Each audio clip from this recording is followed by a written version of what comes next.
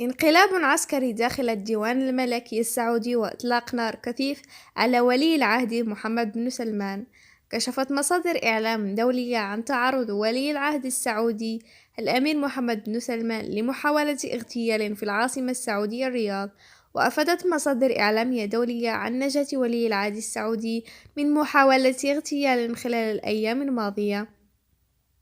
وأكدت المصادر أن ولي العهد محمد بن سلمان تعرض لمحاولة اغتيال خلال الأيام الماضية من قبل أحد حراسه أثناء تواجده بأحد قصوره الملكية في العاصمة السعودية الرياض.